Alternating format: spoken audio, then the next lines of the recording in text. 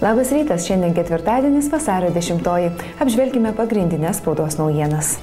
Respublika rašo, jog Latvijos sostinėje Rygoje iš paprastų piliečių jau atimta apie 10 000 bankams įkeistų būstų. Gyventojų iškeldinimas iš už paskolas pirktų būstų šioje šalyje jau tapo masinis ir anot šalies ekonomistų tai tik pradžia. Panašios įvykio eigos laukiama ir mūsų šalyje. Tačiau Latviai nėra linkę tyliai nusileisti bankams. Vis labiau populiarėja nauja protesto forma, kai atimti butai ir namai paliekami visiškai suniokoti. Rašinys protestuodami Latviai niokoja būstus.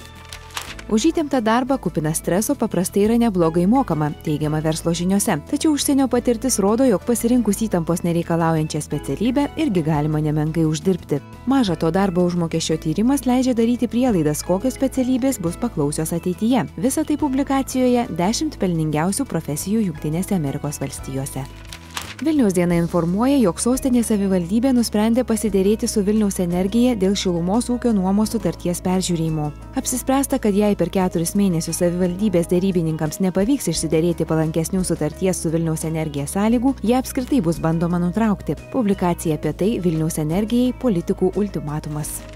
Tikriausiai daugelis iš mūsų yra turėjęs bent vieną idėją, kuri galėtų atnešti pelno, tačiau joms įgyvendinti dažniausiai pritrūksta pinigų, juolab kad bankai verslo pradžiai skolina labai nenoriai, o valstybės sumanytos verslo paramos formos taip pat nepritaikytos verslo pradžiai. Pinigų galima gauti iš tėvų, draugų ar pažįstamų, tačiau ar tai tikrai viskas? Vilniaus diena aiškinasi, kaip idėjas paversti pinigais. Cukrus brangs iki 6 litų už kilogramą. Ši pastaruoju metu sklindanti žinia verčia žmonės kaupti atsargas, tačiau ir gamintojai, ir prekybininkai ginasi. Cukrus tikrai brangs, bet pamažu ir ne taip smarkiai. Plačiau apie tai Lietuvos ryto rašinyje parduotuvėse kilo panika dėl cukraus.